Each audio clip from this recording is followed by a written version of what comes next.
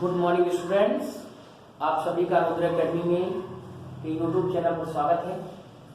हम लोग आज फिर क्लास 12 की फिजिक्स चैप्टर 2 को आगे बढ़ाएंगे। अगला हमारा जो टॉपिक होगा संधारित्र, कंडेंसर या कैप्सुलेटर इसको बोलते हैं।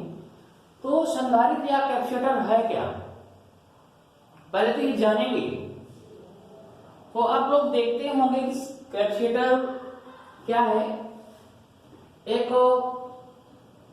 इस टाइप का डिवाइस यंत्र होता है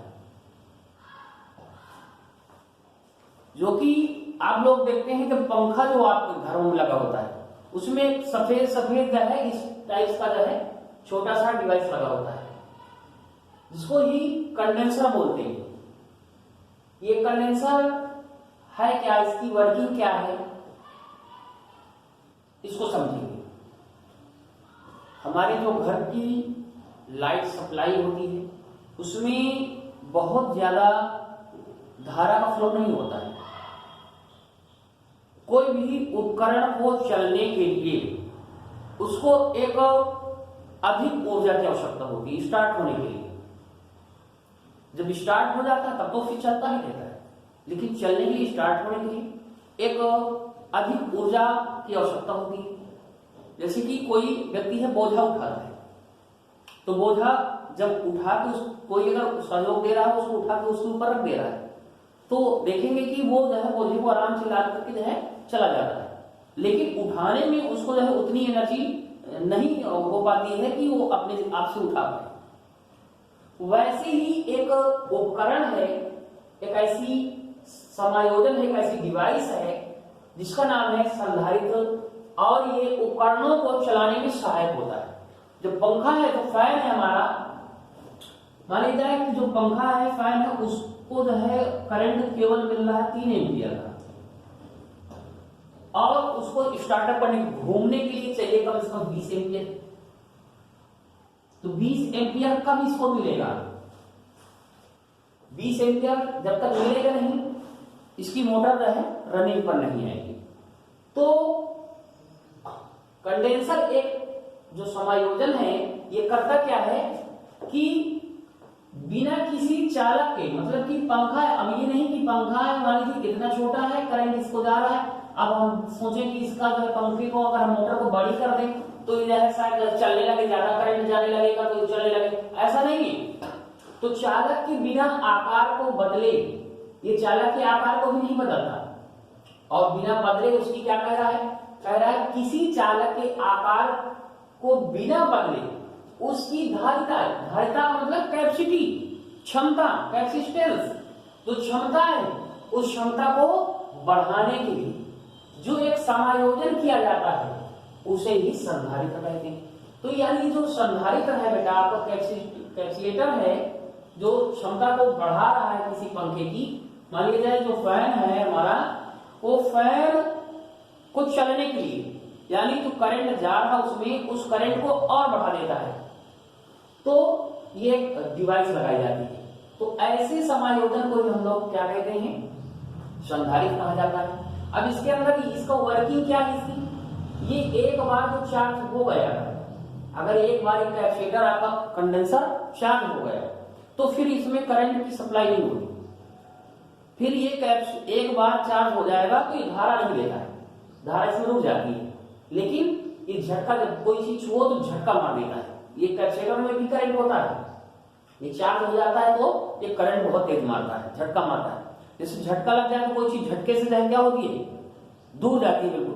वैसे ही जब ये लग जाता है पंखे में तो पंखा हमारा झूम तेजी के साथ जो है घूमने लगता है, और जब तेजी के साथ घूमेगा मोटर रनिंग पर आ जाती है तो नॉर्मल करंट के फ्लो से कुछ चलना शुरू हो जाता है। यानी इसमें चार्ज हो जाता है, चार्ज मतलब आवेश इसमें एक कलेक्ट हो जाती है, एनर्जी स्टोर हो जाती है, और वो जो एनर्जी स्टोर्ड एनर्जी है वही पंखे की मोटर को घूमने में सहायक होती है।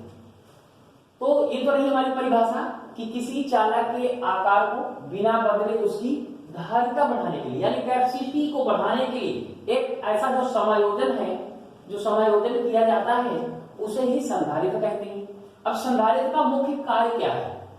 तो कह रहा विद्युत आवेश, विद्युत आवेश का मतलब जो चार्ज है, चार्ज आवेश है क्या? आवेश एक प्रकार का गुण होता है, हम लोग पहले ही पढ़ चुके हैं।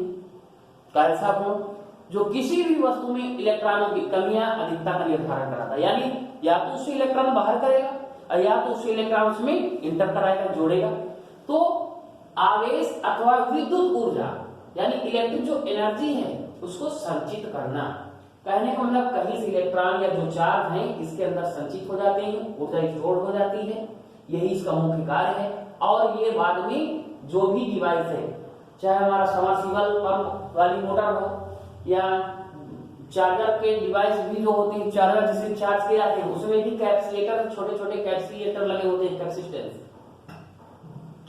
फैन हो गया, कूलर की मोटर है उसमें भी बड़ी डिवाइस लगी होती है, बड़ा कैपेसिटर लगा होता है, लिखा होता है 2.5 माइक्रोफैरेड या 3 माइक्रोफैरेड, 5 माइक्रोफैरेड, इस टाइप से लिखे होते हैं। जो जिस कैपेसिटी की मोटर होती है, जितनी उसको आवश्यकता होती है उतनी ही कैपेसिटी का हम लोग जहां उतने माइक्रोफैरेड कैपेसिटर लगा देते हैं। तो ये तो रही यहाँ तक की बात की विद्युत आवेश अथवा विद्युत ऊर्जा संचित करना।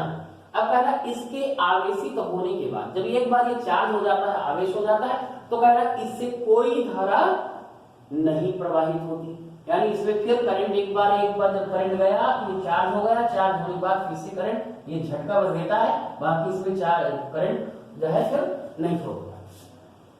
अगला जो है हमारी हेडिंग इसी के ही अंतर्गत आएगी, इसी की ही बात कर रहे हैं, संधारित्र का सिद्धांत, प्रिंसिपल ऑफ कंडेंसर। कारण यदि किसी चालक को, अगर कोई चालक है, माना जाए कि जो है पंखा है या कोई तार है, उससे जो है किसी चालक को कह रहा क्यों आवेश देने पर, क्यों आवेश उसको दे दिया गया, तो उसमें उत्पन्न विभव भी हो और जो उसमें वोल्टेज आ रहा हो पंखे में, कितना वोल्टेज हो, V वोल्टेज हो, तो चालक की जो धारिता है वो निम्न प्रकार होगी। कैसे, किस प्रकार होगी? तो इस सूत्र से हम लोग निकाल सकते हैं, यानी C Q/V पता लगाया जा सकता है कि कितना चार्ज जा रहा है, कितना वोल्टेज जा रहा है, तो उसकी कैपेसिटी पता चल जाएगी, कितना हमको कैपेसिटर का जो है कितना माइक्रोफैरेड लगाना है। कह रहे इस सूत्र से क्या स्पष्ट हो रहा है? इससे स्पष्ट ये हो रहा है कि जो आवेश, अगर आवेश को नियत रखा जाए, फिक्स रखा जाए, कहने का मतलब 100 माइक्रोकूलम या कूलम या कुछ भी, मान लिया जाए कि इतने 100 कूलम का आवेश इसमें भेजा जा रहा है, अगर इसको फिक्स रखा जाए कि 100 ही रहेगा, 100 से न घटेगा न बढ़ेगा, तो नियत रखते हुए धारिता C, अगर हमको इसको बढ़ाना है, C को बढ़ाना है, इसको फिक्स रखना है, तो हमको क्या करना पड़ेगा, V को कम करना पड़ेगा। अगर V कम होगा तभी तो C का मान बढ़ेगा। अब V बढ़ा देंगे, अगर ये 100 है, अब V भी बढ़ जाएगा, तो 100 से डिवाइड करेंगे तो कम आ जाएगा। इसलिए अगर ये फिक्स है, आवेश हमारा चार्ज फिक्स है, तो वोल्टेज को कम करना पड़ेगा। कम वोल्टेज होगा तो हमारा जो है क्या होगा, कैपेसिटेंस जो होगी कैपेसिटर की वो बढ़ जाएगी। तो आशा करता हूं कि ये समझ में आया होगा, इसको आप लोग नोट कर लीजिए। इसके कुछ जो है खास पॉइंट्स हैं, उन पर भी हम लोग डिस्कस कर लेंगे, तो नोट कर लीजिए। हाँ, अब इसमें ही कुछ बातें ही स्मरणीय तथ्य याद रखने वाली कुछ बातें हैं। तो पहला पॉइंट है, कह रहा किसी संधारित्र का कुल आवेश शून्य होता है। कोई भी संधारित्र है उसका जो चार्ज होगा, टोटल जो चार्ज होंगे वो शून्य होंगे। क्यों? क्योंकि जितना भी चार्ज है वो फिक्स हो जाता है, फिर उससे फ्लो नहीं होने के कारण उसका चार्ज इतना क्या होगा, शून्य माना जाएगा। दूसरा पॉइंट है, ध्यान देने वाली बात है, कह रहा संधारित्र की एक प्लेट को दूसरी प्लेट से तार द्वारा नहीं जोड़ा जा सकता है, क्योंकि इस क्रिया में संधारित्र शीघ्र विसर्जित हो जाता है। यहां पर बेटा कहने का मतलब ये है कि अगर एक संधारित्र है, मान लिया जाए कि एक कंडेंसर है, दूसरा कंडेंसर यहां पर है, अब इसको हम तार से एक जोड़ दें, क्या करें, संधारित्र की एक प्लेट को दूसरी प्लेट से तार द्वारा नहीं जोड़ा जा सकता।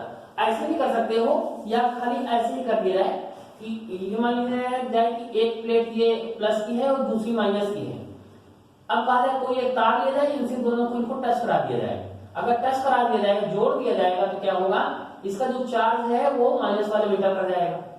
तो टोटल जितने नंबर ऑफ पॉजिटिव चार्ज होंगे और total number of negative charge दोनों एक दूसरे क्या कर देंगे, कैंसिल कर देंगे, कैंसिल हो जाएगा। और जो हमारा कंडेंसर है, संधारित्र है, वो विसर्जित हो जाएगा, मतलब कि इसमें कोई चार्ज नहीं रह जाएगा, जीरो हो जाएगा, ये बिल्कुल नील हो जाएगा, ऐसे पड़ा रह जाएगा। तो ये बात संधारित्र की समझ में आ गई कि नहीं है? अगर आ गई है तो ठीक है, और नहीं आई तो एक बार इसका रिवीजन कर लीजिएगा। और चैनल को अभी तक लाइक और सब्सक्राइब नहीं किए हैं तो अवश्य कर लीजिए, ताकि इससे ही रिलेटेड हम लोग अगली वीडियो में डेरिवेशन समझेंगे इसका, कि कैपेसिटर को किस क्रम में जोड़ा जाता है, कैसे इसका जो है फार्मूला जो है जनरेट होगा। तो दो प्रकार से जोड़ा जाता है, एक समांतर क्रम में और दूसरा जो है श्रेणी क्रम में। तो श्रेणी क्रम और समांतर क्रम में जो भी इनके फार्मूले हैं, उनका निगमन हम लोग नेक्स्ट वीडियो में करेंगे। आज भी इतना ही। Thank you very much.